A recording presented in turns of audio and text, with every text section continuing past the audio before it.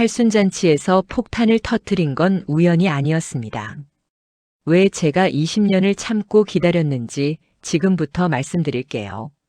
발단은 시어머니와 시동생의 전화 통화였거든요. 그 통화를 듣지 않았다면 아마 평생 모르고 살았을 거예요. 그랬다면 지금도 일만 하다 죽었겠죠. 전 박미숙이에요. 68. 시집 온 지 48년 됐습니다. 평범한 며느리였어요. 아니, 그렇게 살려고 노력했습니다. 시어머니 말씀 잘 듣고 집안일 열심히 하고 불평 한마디 안 하려고 애썼어요. 그게 며느리의 도리라고 배웠으니까요.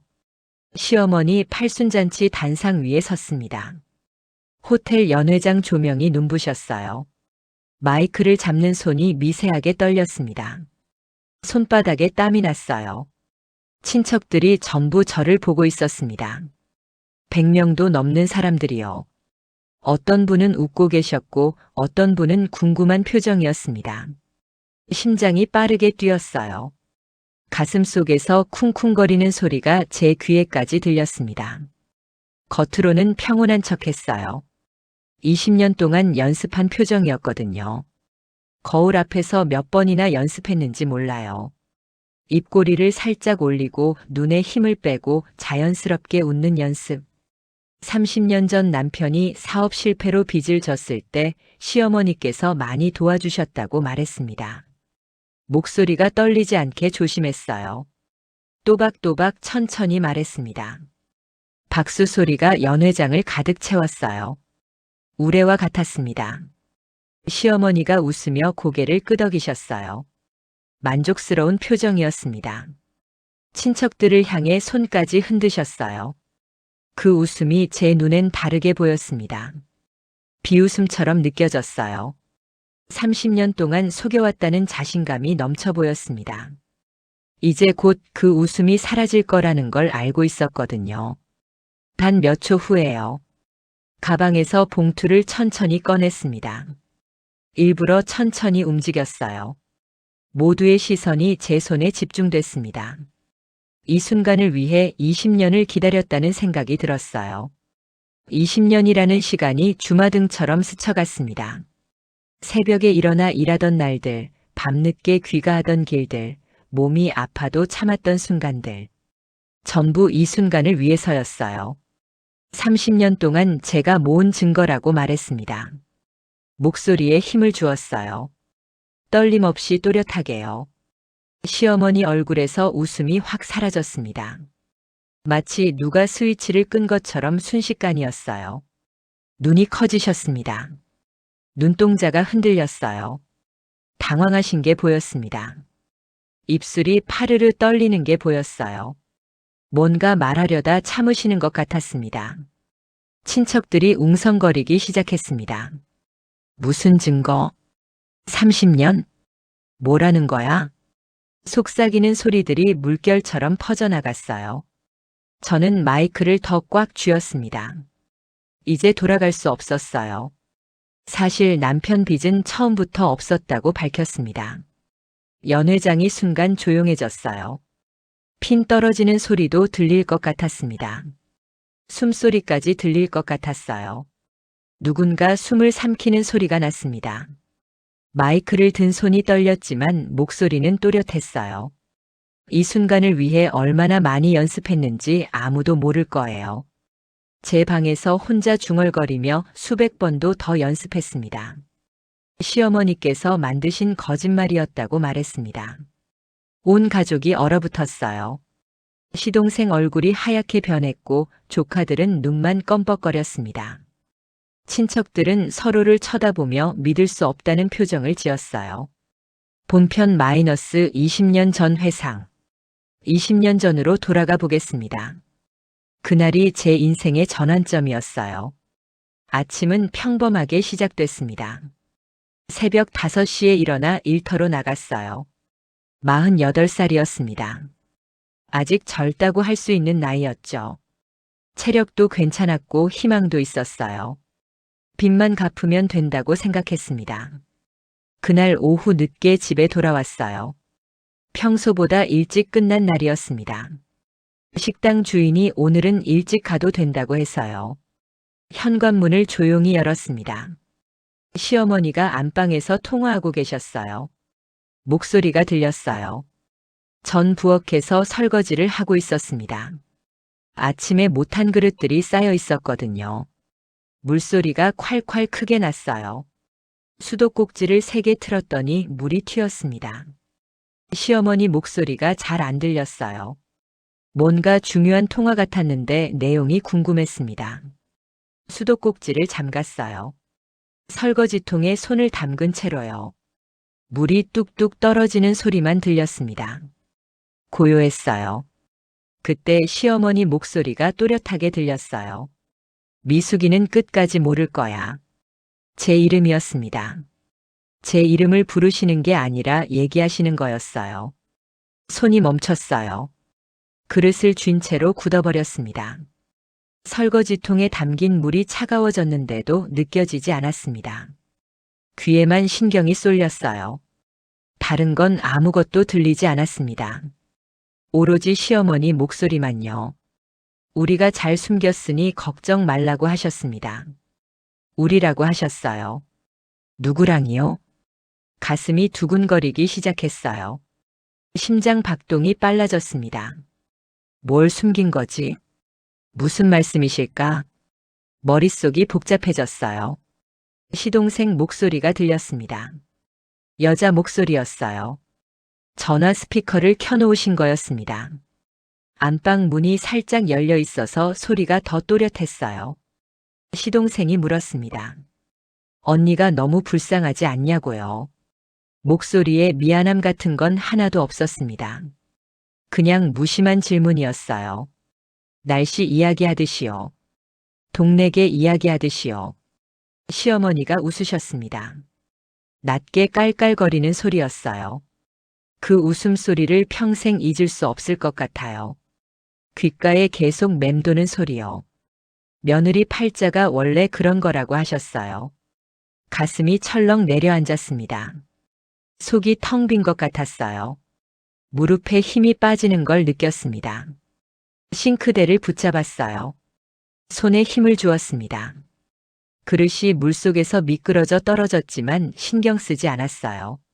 30년은 더 일해야 우리 빚 다 갚을 거래요. 빚이라고요? 우리 빚이요? 머리가 하얗게 변하는 것 같았습니다. 아무 생각도 안 났어요. 그냥 멍했습니다. 시동생이 다시 물었어요. 오빠 빚 아니었냐고요? 제 남편 얘기였습니다. 시어머니가 대답하셨어요. 빚이 어디 있냐고요? 웃으면서 말씀하셨어요. 사업은 잘 됐대요. 처음부터 잘 됐다고요. 그냥 며느리 돈 뜯어내려고 꾸민 거라고 하셨습니다. 온몸이 얼어붙었어요. 마치 얼음물을 뒤집어 쓴 것 같았습니다. 설거지통을 쥔 손에서 힘이 쭉 빠졌어요. 그릇 하나가 물속으로 퐁당 떨어졌습니다. 큰 소리가 났지만 시어머니는 못 들으신 것 같았어요. 계속 통화하고 계셨거든요. 아무렇지도 않게요. 시동생이 또 물었습니다. 언니가 30년 동안 일한 돈은 어디 갔냐고요. 궁금해하는 말투였어요. 진짜 궁금해서가 아니라 확인하는 거였습니다. 시어머니가 답했어요.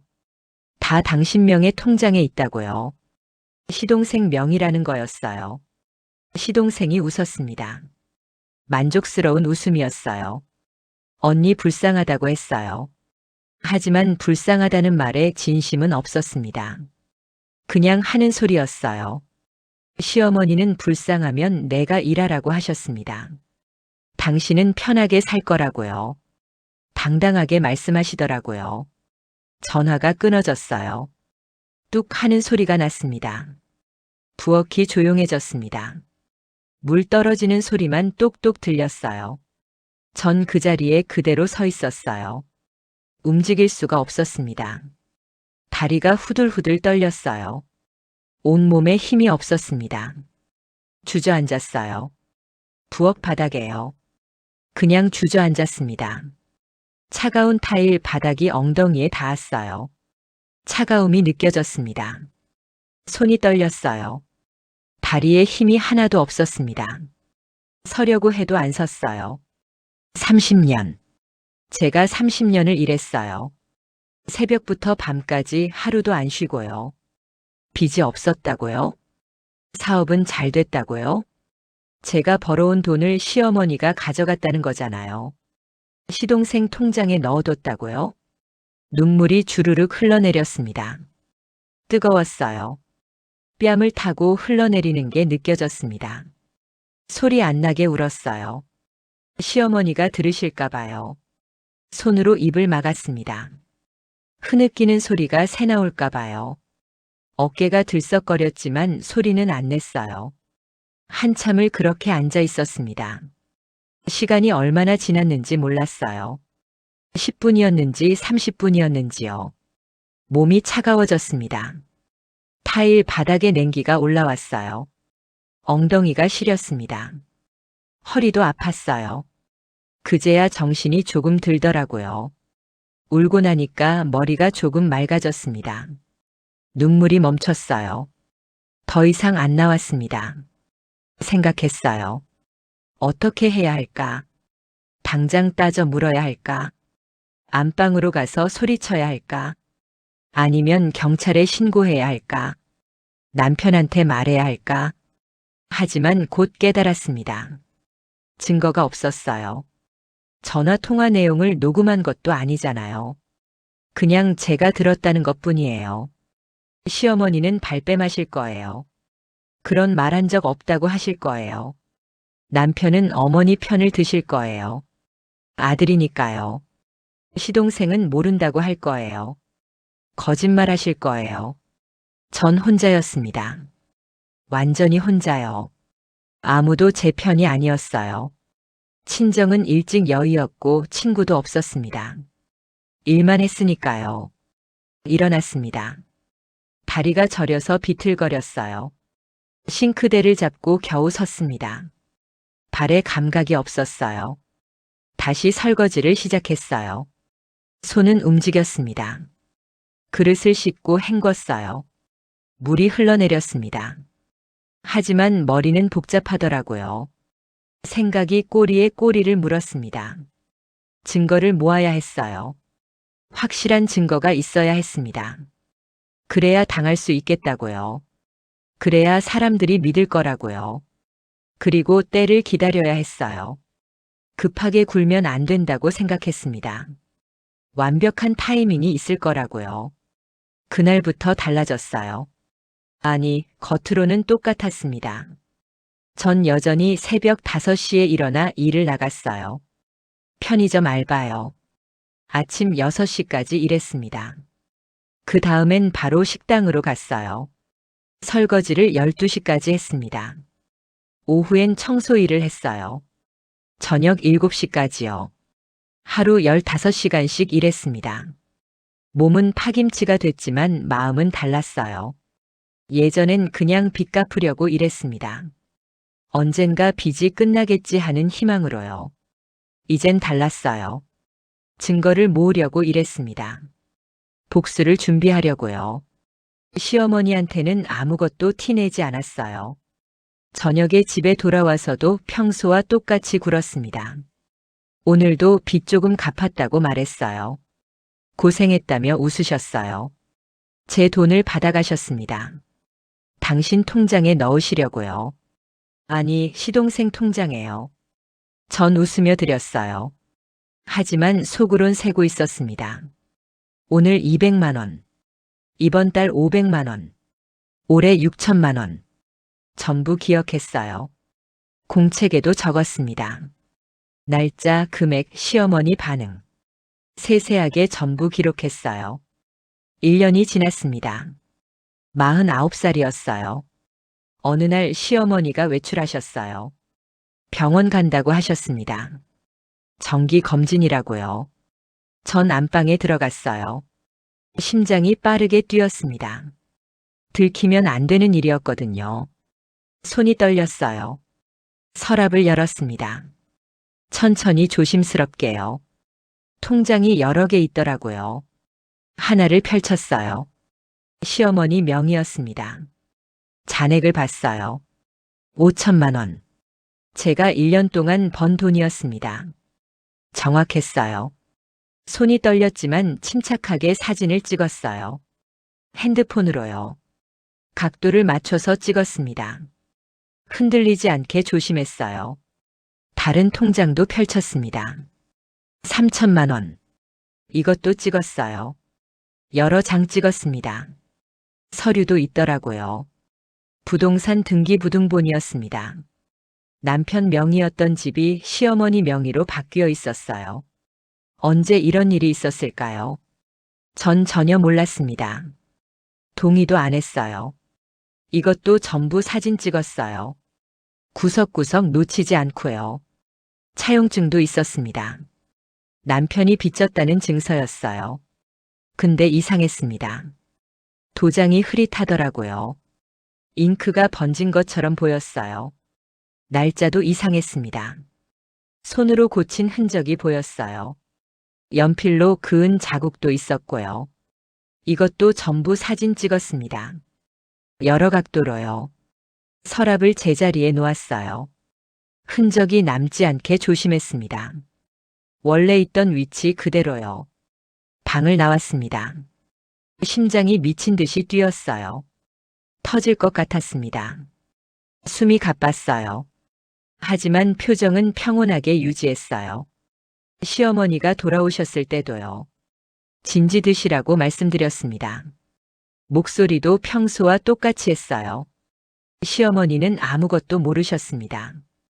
제가 당신 비밀을 파헤치고 있다는 걸요. 제가 당신을 의심하고 있다는 걸요. 그날 밤 제 방에서 사진을 다시 봤습니다. 증거가 모이기 시작했어요. 하지만 아직 부족했습니다. 더 필요했어요. 확실한 증거가요. 2년이 지났습니다. 49살이었어요. 아니, 50살이 됐습니다. 시동생이 집에 왔습니다. 시어머니랑 거실에서 얘기하고 계셨어요.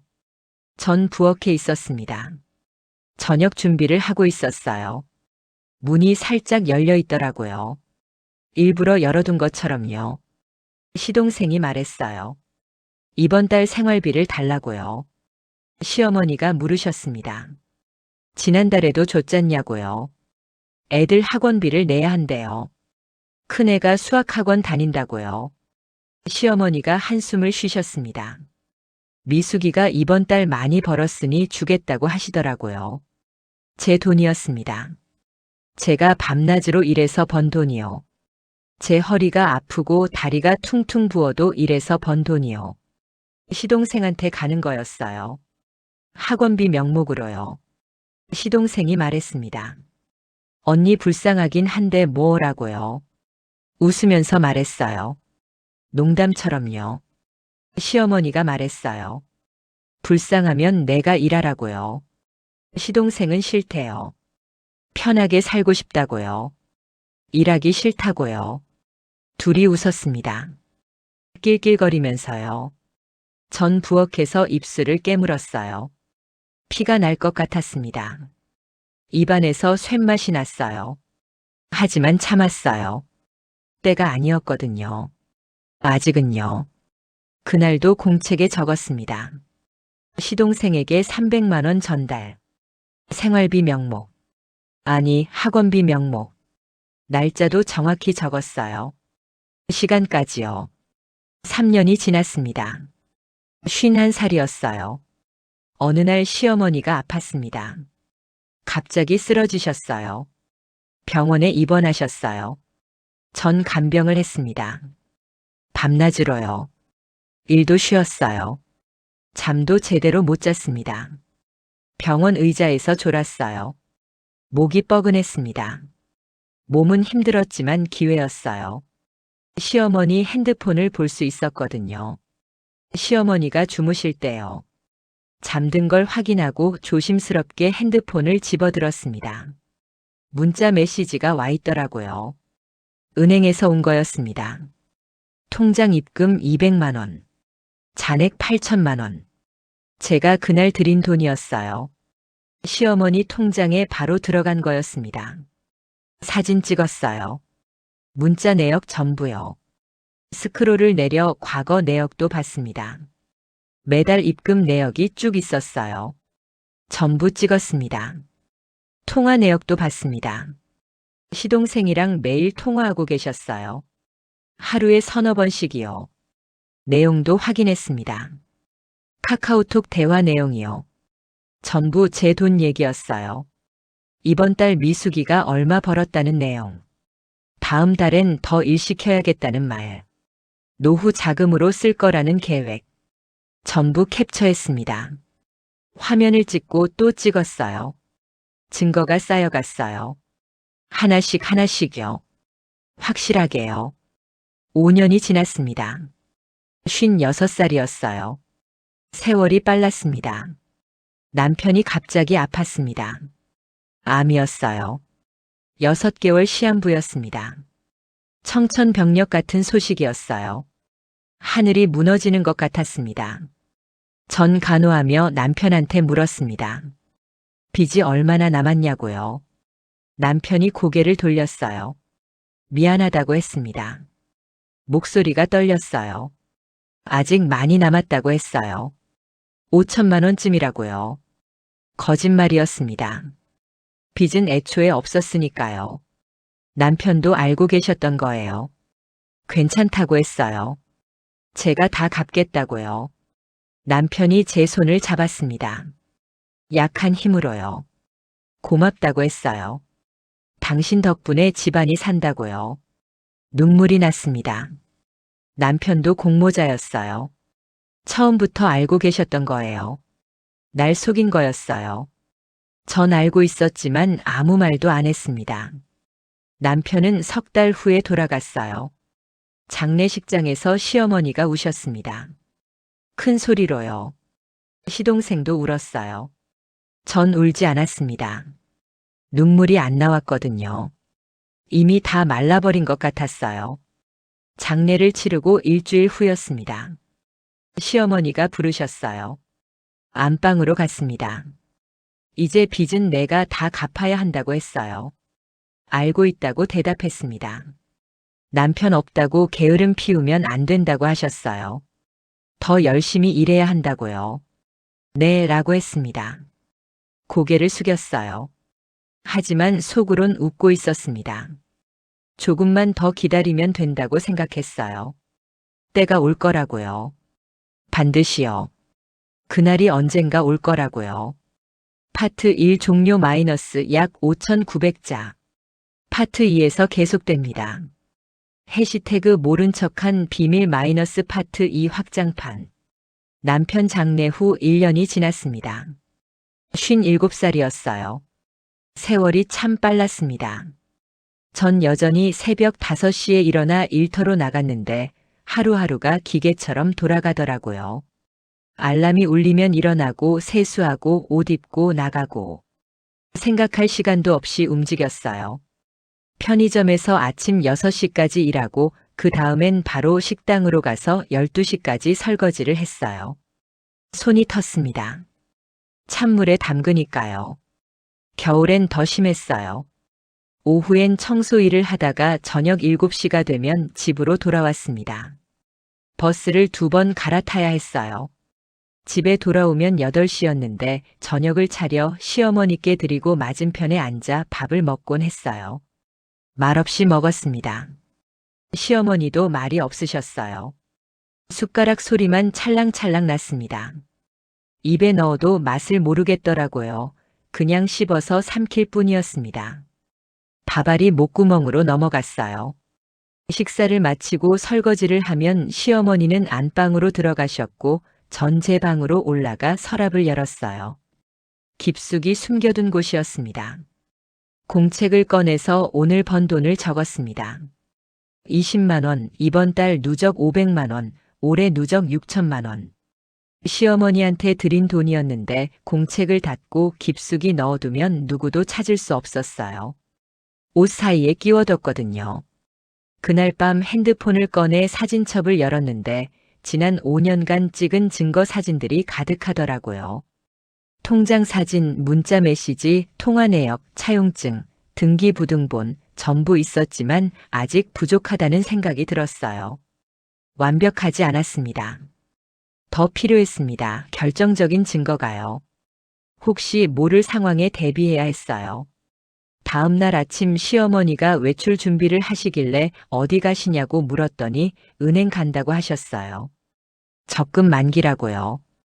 혼자 가신다고 하셔서 좋은 기회라고 생각했습니다. 심장이 뛰었어요. 시어머니가 나가신 후 바로 안방으로 가서 서랍을 열었더니 새 서류가 추가되어 있었어요. 적금 통장이었는데 만기일이 내년이고 금액은 3천만 원, 제가 지난해 번 돈이었습니다. 정확히 제 돈이었어요. 사진을 찍고 다른 서랍도 열었더니 수첩이 하나 있어서 펼쳐봤어요. 낡은 수첩이었습니다. 표지가 해졌어요. 시어머니 필체로 날짜별로 기록이 되어 있었는데 미숙이 이번 달 수입 500만 원, 통장 입금 완료, 시동생 생활비 300만 원 전달, 나머지 200만 원 적금이라고 빼곡하게 적혀 있더라고요. 30년치가 전부 있었어요. 1년도 빠짐없이요. 손이 떨렸지만 침착하게 전부 사진 찍고 수첩을 제자리에 놓고 서랍을 닫았습니다.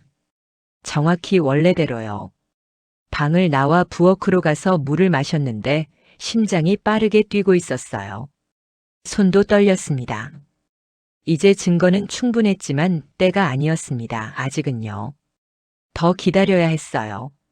한 달 후 시동생이 집에 와서 시어머니와 거실에서 얘기하고 계셨는데 전 부엌에서 저녁 준비를 하고 있었어요. 양파를 썰고 있었습니다. 문이 조금 열려 있어서 시동생 목소리가 들렸는데 이번 달 생활비를 달라는 내용이더라고요. 또 달라는 거였어요. 시어머니가 얼마냐고 물으시니까 500만 원이라고 해서 시어머니가 한숨을 쉬시며 미숙이가 이번 달 많이 못 벌었다고 300만 원만 줄 수 있다고 하셨어요. 실제론 제가 700만 원을 벌었습니다. 그중 300만 원을 시동생한테 주시려는 거였어요. 시동생이 불만스러워하면서 그럼 언니한테 더 일 시키라고 하니까 시어머니가 그렇게 하겠다고 하시더라고요. 당연하다는 듯이요. 전 칼질을 멈추지 않았는데 손은 움직였지만 귀는 열려 있었습니다. 양파 냄새가 코를 찔렀어요. 눈물이 났습니다. 양파 때문인지 분노 때문인지 몰랐어요. 시동생이 또 물었어요. 언니는 언제까지 일할 거냐고요. 궁금해하는 투였습니다. 시어머니가 웃으시면서 죽을 때까지라고 하시니까. 시동생도 웃으면서 그럼 우리는 편하게 살 수 있다고 하더라고요. 계획이 있는 것처럼 말했습니다. 둘의 웃음소리가 들렸는데 전 도마 위 당근을 계속 썰었어요. 칼날이 도마를 두드리는 소리가 컸지만 표정은 평온했고 속으론 앞으로 남은 시간을 세고 있었습니다. 얼마나 더 참아야 할까? 언제가 적기일까? 생각했어요. 2년이 더 지났습니다. 59살이었어요. 주름이 늘었습니다. 거울을 볼 때마다 느꼈어요. 어느 날 시동생 남편을 마트에서 우연히 만나서 인사를 나눴는데 커피를 마시자고 해서 근처 카페로 갔어요. 처음 있는 일이었습니다. 시동생 남편과 단둘이 커피를 마시다니요. 마주 앉으니까 시동생 남편이 조심스럽게 말을 꺼내더라고요. 형님이 힘드시다는 걸 안다고 하길래 고개를 끄덕였어요. 부인하지 않았습니다. 사실이니까요. 그분이 더 말했는데 사실 자기 아내도 비슷하다면서 시어머니한테 매달 돈을 드린다고 했어요. 생활비 명목으로요. 그래서 전 귀를 기울였습니다. 중요한 정보 같았거든요. 시동생 남편이 계속 말하길 처음엔 일시적인 도움인 줄 알았는데 10년째라고 하더라고요. 매달 200만 원씩 총 2억 4천만 원을 드렸다고 했어요. 엄청난 금액이었습니다. 제 차례가 왔다고 생각해서 천천히 말했습니다. 전 30년 동안 일했는데 남편 빚 갚는다고 했거든요. 근데 이상한 점이 많다고 했어요.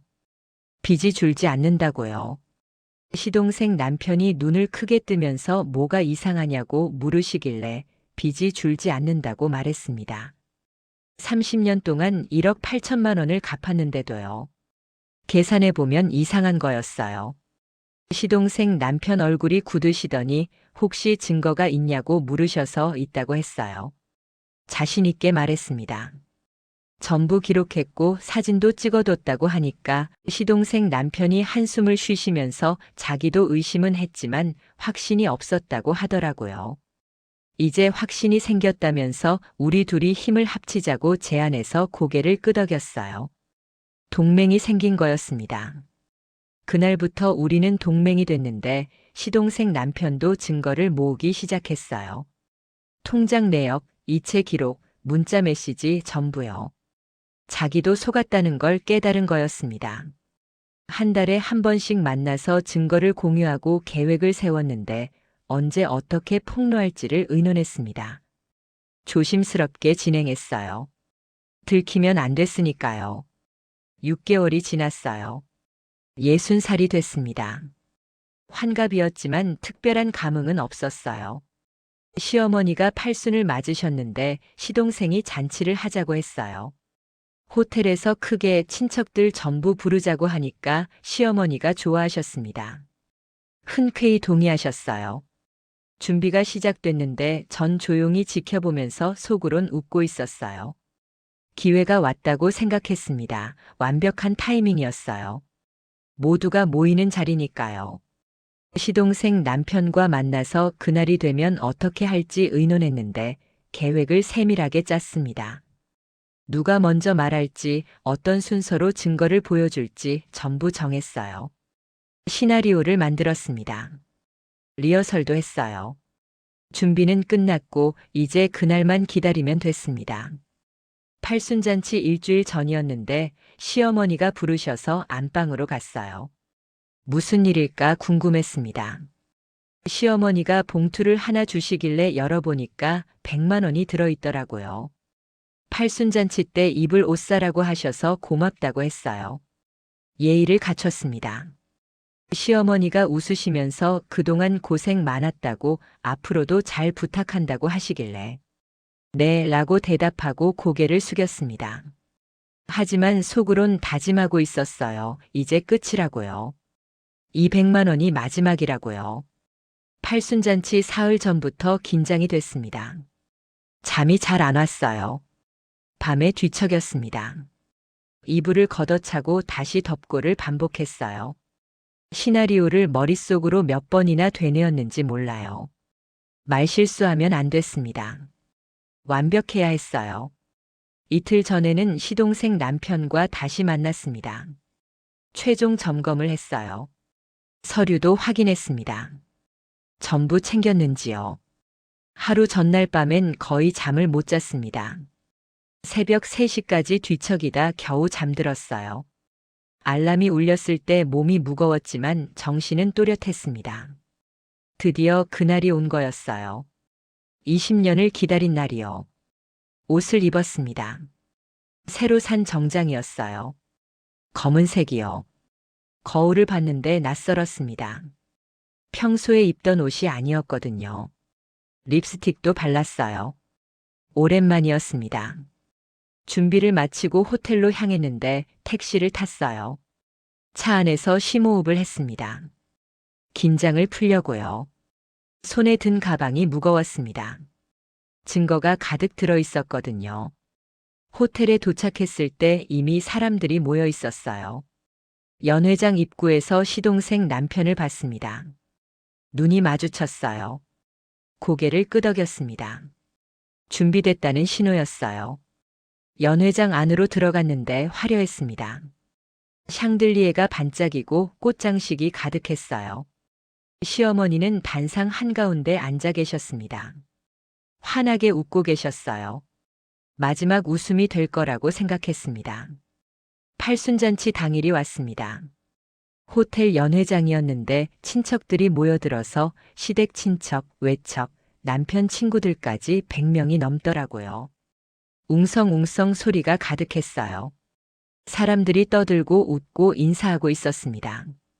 시어머니는 단상 한가운데 앉아서 환하게 웃고 계셨고 전 뒤쪽에 서서 가방을 꽉 쥐고 있었어요.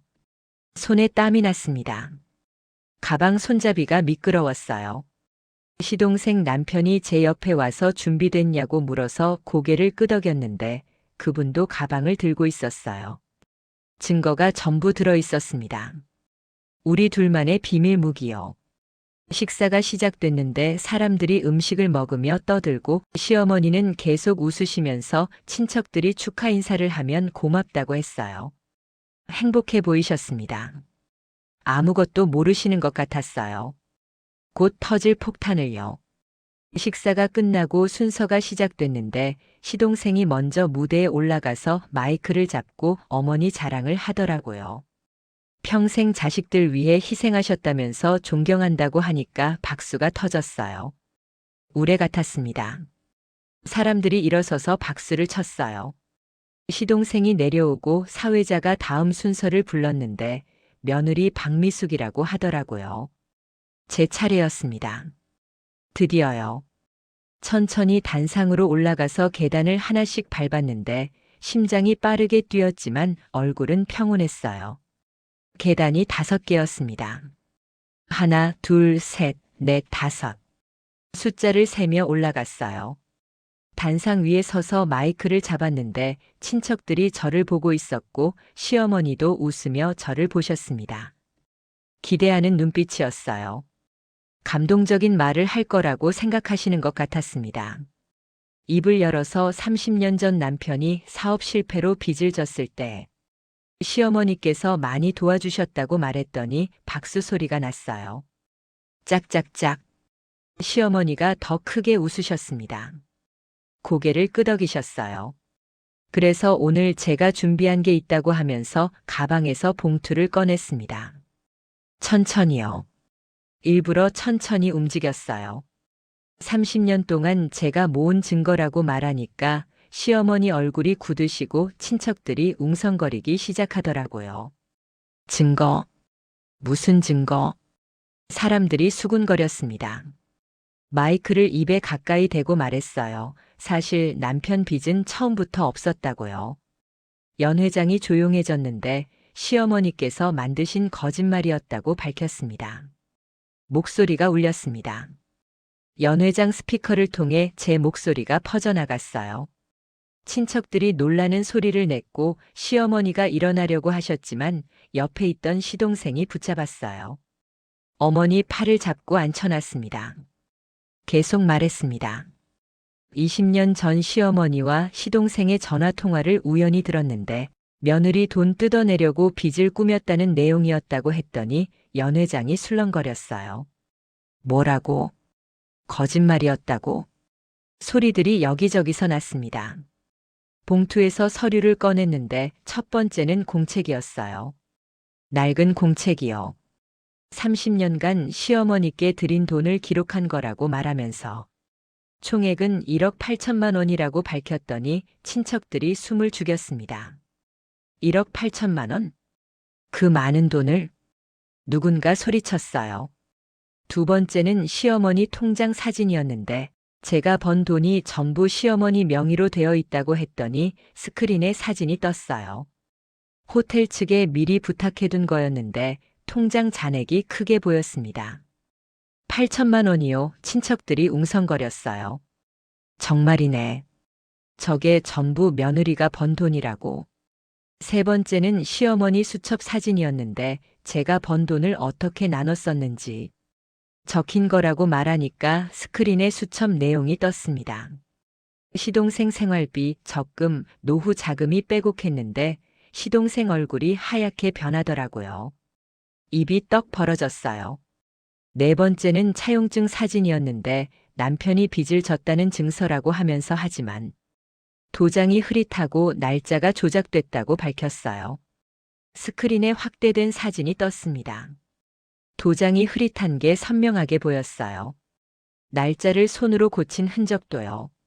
친척들이 시어머니를 보기 시작했는데 시어머니는 고개를 숙이고 계셨습니다.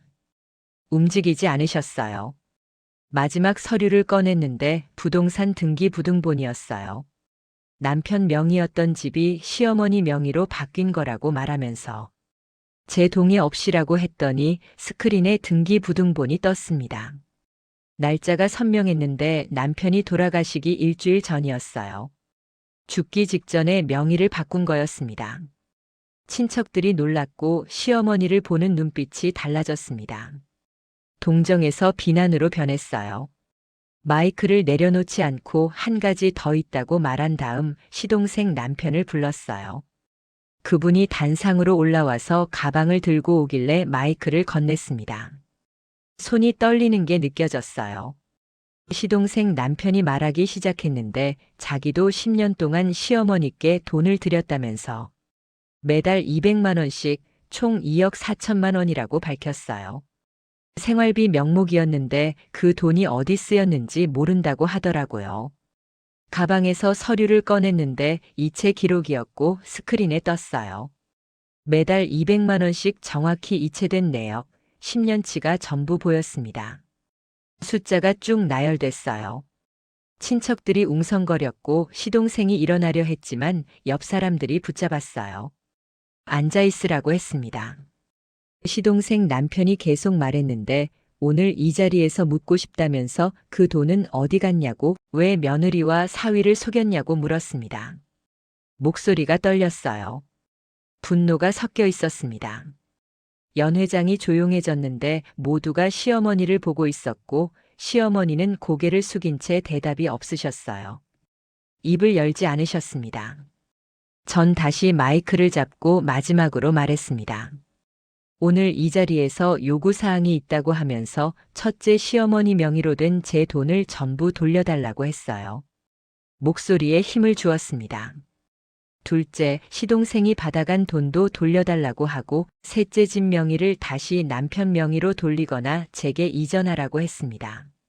넷째, 앞으로 제 삶에 간섭하지 말라고 하면서 이 요구사항을 들어주지 않으면 고소하겠다고 밝혔어요. 사기죄와 횡령죄로요. 법적 조치를 취하겠다고요. 연 회장이 술렁거렸는데 친척들이 시어머니한테 몰려가서 뭐 하신 거냐고 물었습니다. 어떻게 며느리를 이렇게 속일 수 있냐고 하시더라고요. 30년이나요? 한 친척이 소리쳤어요. 시어머니는 아무 말씀도 안 하시고 그냥 고개만 숙이고 계셨어요. 눈물이 흐르는 것 같았습니다. 전 단상에서 내려왔는데 시동생 남편도 같이 내려와서 우리는 연 회장 밖으로 나왔습니다. 문을 열고 나가니 복도였어요. 조용했습니다. 밖에서 한숨을 쉬었는데 끝났다고 생각했어요. 20년 기다린 순간이었습니다. 드디어 끝난 거예요. 시동생 남편이 제 손을 잡았습니다. 수고했다고 말했어요. 전 고개를 끄덕였습니다. 우리 둘 다 떨고 있었어요. 긴장이 풀렸습니다. 복도 의자에 앉았어요. 다리에 힘이 없었습니다. 한참을 그렇게 앉아 있었는데 연회장에서 소란이 계속 들렸어요. 사람들 목소리가 컸습니다. 시어머니를 비난하는 소리였어요. 연회장을 나온 지 10분쯤 됐을 때 시동생이 밖으로 나왔는데 얼굴이 창백하더라고요. 눈이 충혈됐어요. 울었나 봅니다.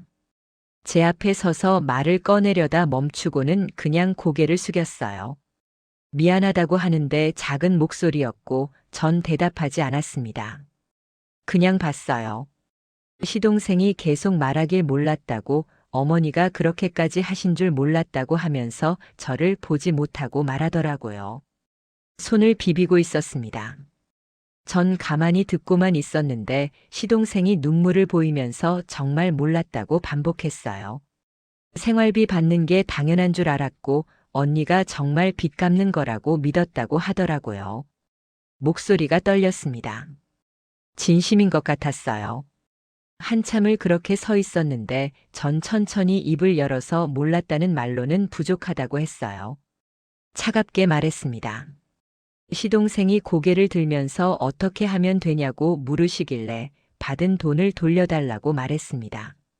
전부요, 30년 동안 받아간 거 전부 돌려달라고 했더니 시동생 얼굴이 더 하얗게 변했어요. 입술이 파르르 떨렸습니다. 그 돈은 이미 다 썼다고 하시길래 그럼 분할로라도 갚으라고 했습니다. 당연한 거라고요. 시동생이 고개를 끄덕이면서 얼마씩 갚으면 되냐고 물어서 매달 300만 원씩 갚으라고 했어요. 정확한 금액을 말했습니다. 시동생이 힘들다고 하길래 그럼 제가 30년 일한 건 뭐냐고 물었더니 시동생이 입을 다물었습니다. 할 말이 없는 거였어요. 알겠다고 하더라고요. 매달 300만 원씩 갚겠다고요. 언제부터냐고 물으니 이번 달부터라고 했습니다. 연회장 안에서 소란이 들렸는데 시어머니가 나오시면서 친척들에게 둘러싸여 계셨어요. 모두들 시어머니를 비난하고 계셨는데 어떻게 며느리한테 그럴 수 있냐고 30년을 속였다는 게 말이 되냐고 하시더라고요. 목소리들이 컸습니다. 분노에 찬 목소리들이요. 시어머니는 아무 말씀도 안 하시고 그냥 고개만 숙이고 계셨습니다. 작아 보이셨어요. 처음으로 작아 보였습니다. 친척 한 분이 제게 와서 괜찮냐고 물으시길래 고개를 끄덕였는데 그분이 말씀하시길 시어머니가 잘못하신 거라고 전부 알았다고 앞으로 제 편이 되겠다고 하셨어요. 이제야 제 편이 되신다고요. 다른 친척들도 와서 같은 말을 하셨는데 몰랐다고 알았으면 막았을 거라고 하시더라고요. 정말 그러셨을까요? 전 고맙다고 했지만 속으론 생각했어요. 진작 알아챌 수도 있었을 텐데 그냥 관심이 없었던 거라고요. 다들 모른 척 했던 거라고요. 이틀 후 시어머니가 집으로 돌아오셨는데 팔순잔치 이후 시댁 친척 집에 계셨거든요. 어디 갈 곳이 없으셨나 봐요.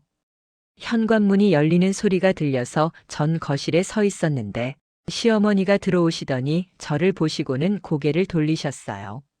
마주치지 않으려 하셨습니다. 안방으로 가셨고 전 따라 들어가지 않았습니다. 그날 저녁을 차려서 시어머니를 불렀더니 나오셔서 상 앞에 마주 앉았는데 시어머니는 말없이 수저를 드셨어요. 침묵이 흘렀습니다. 전밥을 먹지 않고 지켜봤는데 시어머니가 수저를 내려놓으시면서 할 말 있으면 하라고 하시더라고요. 목소리가 작았어요. 전 천천히 말했습니다. 내일 은행에 같이 가자고요. 시어머니가 고개를 끄덕이셨습니다. 다음 날 아침 은행에 갔는데 시어머니와 둘이서 창구에 앉았어요. 직원에게 말했는데 시어머니 명의 통장을 정리하고 싶다고 제 계좌로 이체하고 싶다고 했더니 직원이 시어머니를 보더라고요. 확인하는 눈빛이었습니다. 시어머니가 고개를 끄덕여서 서류를 작성했는데 시어머니가 도장을 찍고 이체가 진행됐습니다. 시간이 좀 걸렸어요. 8천만 원이 제 통장으로 들어왔고 직원이 확인증을 건네길래 받아서 가방에 넣었어요. 제 돈이 돌아온 거였습니다. 30년 만에요. 다음으로 부동산 등기소에 가서 집 명의를 바꾸러 갔는데 시어머니 명의에서 제 명의로요. 서류를 작성하고 시어머니가 서명하고 도장도 찍었는데 직원이 처리하는 동안 기다렸더니 1시간쯤 걸렸어요. 의자에 앉아 기다렸습니다. 시어머니는 창밖을 보고 계셨어요. 등기부등본을 받았는데 제 이름이 적혀 있더라고요. 이제 집은 제 거였습니다. 완전히 제 거요. 집으로 돌아왔는데 시어머니와 둘이서 차 안에서 한마디도 안 했어요. 라디오 소리만 들렸습니다. 뉴스였어요. 집에 도착해서 내렸는데 시어머니가 먼저 안으로 들어가셨고 전 잠시 밖에 서 있었습니다. 하늘을 봤는데 맑았고 바람이 불어서 시원하더라고요. 구름이 흘러갔습니다. 30년 만에 처음 느껴보는 자유였습니다. 가슴이 뻥 뚫린 것 같았어요. 안으로 들어가니 시어머니는 안방에 계셨고 전 거실에 앉아서 핸드폰을 꺼냈어요. 시동생한테 전화해서 통장 번호를 알려줬는데 여기로 매달 300만 원씩 입금하라고 했더니 시동생이 알겠다고 하더라고요. 언제부터냐고 물어서 이번 달부터라고 했는데 시동생이 한숨을 쉬면서 꼭 갚겠다고 했어요. 믿어도 될까요? 전화를 끊고 그날 밤 제 방에 앉아 생각했는데 30년이 지나갔더라고요. 길었고 힘들었지만 참았어요. 20년을 준비하면서 증거를 모았고 때를 기다렸습니다. 완벽한 순간을요. 그리고 오늘 끝냈습니다. 제 돈을 찾았고, 제 집을 되찾았고, 제 삶을 되찾았어요. 이제 시작입니다. 진짜 제 인생이요. 60년을 살았는데 이제야 시작하는 거예요. 늦었지만 괜찮았습니다. 창밖을 봤는데 달이 떠 있었어요. 보름달이었습니다. 밝았어요. 별도 보였습니다. 얼마나 오랜만에 보는 달과 별인지 몰라요. 30년 동안 일만 하느라 하늘을 볼 시간이 없었거든요. 이제 시간이 생겼습니다. 제 시간이요. 팔순잔치 이후 한 달이 지났는데 시동생에게서 첫 입금이 들어왔어요. 300만 원 정확했습니다. 문자로 확인했는데 답장은 하지 않았어요. 답장할 필요가 없었으니까요. 2달째도 입금됐고 3달째도 들어왔는데 시동생은 약속을 지키고 있었습니다. 한 번도 거르지 않았어요. 통장을 볼 때마다 확인했습니다. 집안 분위기가 달라졌는데 시어머니와 저는 거의 말을 안 했어요. 아침 인사, 저녁 식사 때 필요한 말, 그게 전부였는데 하지만 괜찮았습니다. 오히려 편했어요. 더 이상 눈치 볼 필요가 없었거든요. 시어머니 눈치를 안 보니 얼마나 편한지 몰라요. 6개월이 지났을 때 시어머니가 짐을 싸기 시작하길래 어디 가냐고 물었더니 시동생 집으로 간다고 하더라고요. 거기서 살 거라고 해서 고개를 끄덕였는데 시어머니가 며칠에 걸쳐 짐을 옮기면서 친척들이 도와줬어요. 트럭이 왔습니다. 짐이 많더라고요. 마지막 날이었는데 시어머니가 현관에 서 있길래 전 거실에서 지켜봤습니다. 시어머니가 저를 보더니 한참을 그렇게 서 있다가 입을 열었는데 미안하다고 하는 거예요. 작은 목소리였는데 전 대답하지 않았습니다. 미안하다는 말로는 부족했어요. 30년이 미안하다는 한마디로 없어지나요? 시어머니가 문을 열고 나가셔서 문이 닫혔고 집이 조용해졌어요. 정말 조용했습니다. 30년 만에 처음 혼자가 됐는데 이상하게 눈물이 났습니다. 슬픔이 아니었어요. 안도감이었습니다. 드디어 끝났다는요. 한참을 그렇게 울었는데 소리 내서요. 이제 아무도 들을 사람이 없었으니까요. 울음소리가 집안에 울려 퍼졌어요.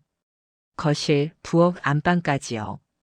다음 날부터 집을 정리하기 시작했는데 시어머니 방부터였어요.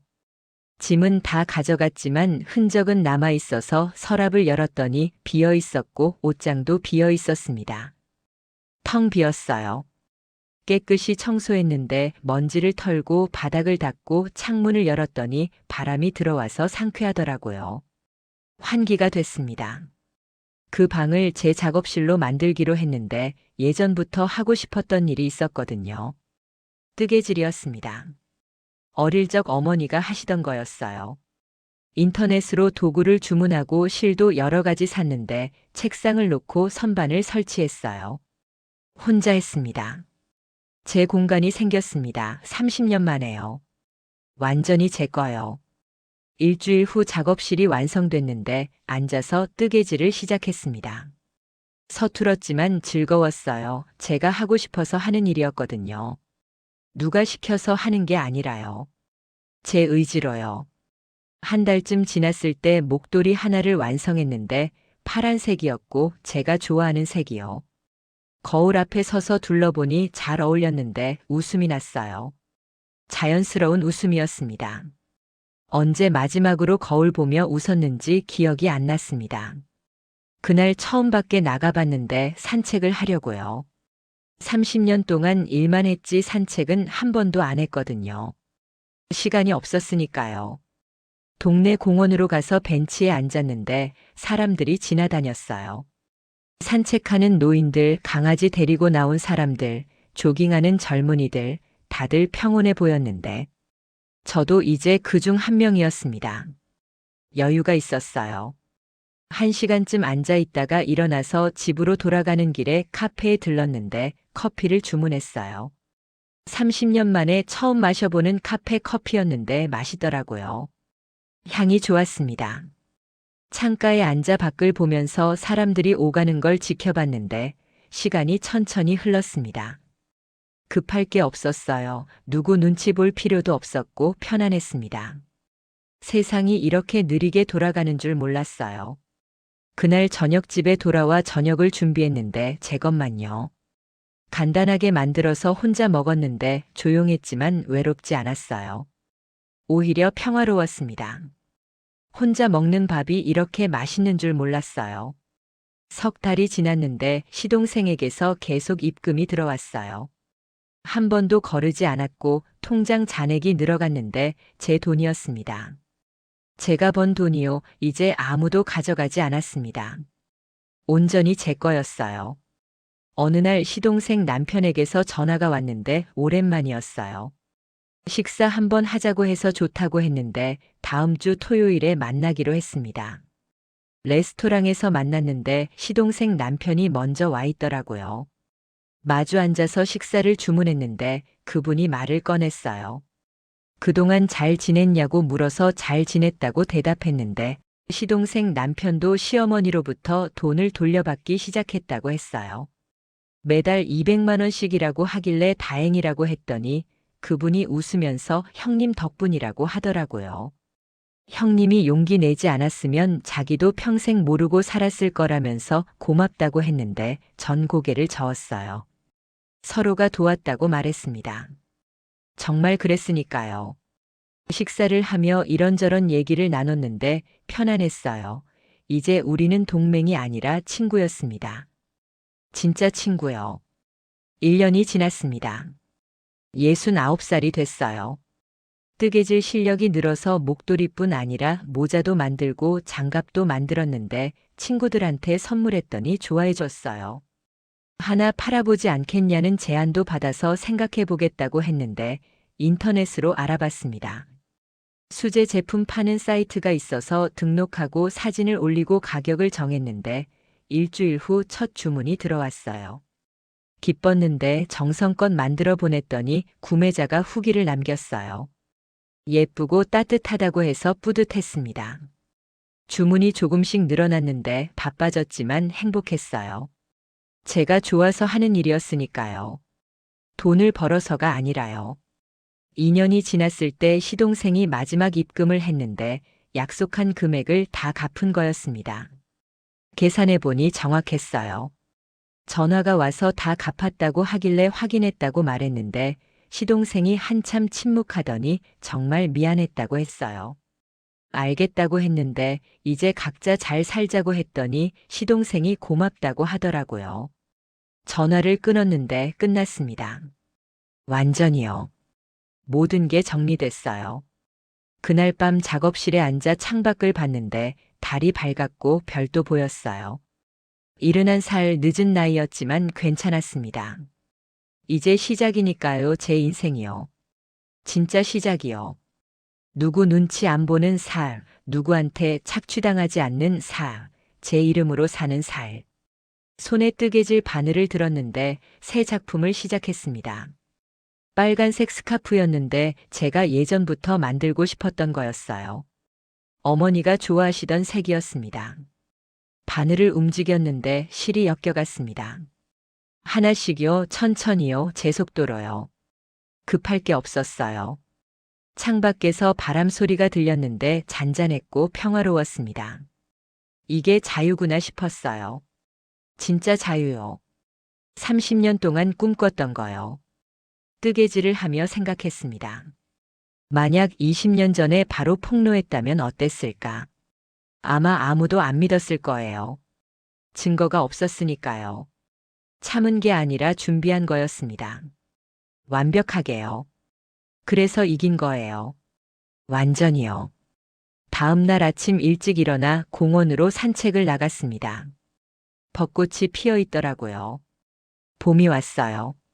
제 인생에도 봄이 온 거예요. 당신 가족 중에 당신을 이용하는 사람이 있나요? 당신이 번 돈이 어디로 가는지 알고 있나요? 당신은 언제까지 참을 건가요? 전 20년을 모른 척 했습니다. 화내지 않았어요. 따지지도 않았어요. 그냥 기록했습니다. 매일 매달 매년. 증거를 쌓았어요. 그리고 기다렸습니다. 완벽한 순간을요. 참는 것과 준비하는 건 달라요. 참기만 하면 평생 당합니다. 하지만 준비하면 끝낼 수 있어요. 기록하세요. 사진 찍으세요. 날짜를 적으세요. 그게 무기가 됩니다. 때가 오면 써먹을 수 있어요. 71살에 시작한 제 인생, 늦었다고 생각하지 않습니다. 지금이 딱 좋은 때예요. 오히려 지금이라 더 소중합니다. 남은 시간이 금쪽 같으니까요. 그래서 더 열심히 살 거예요. 제가 하고 싶은 일을 하면서요.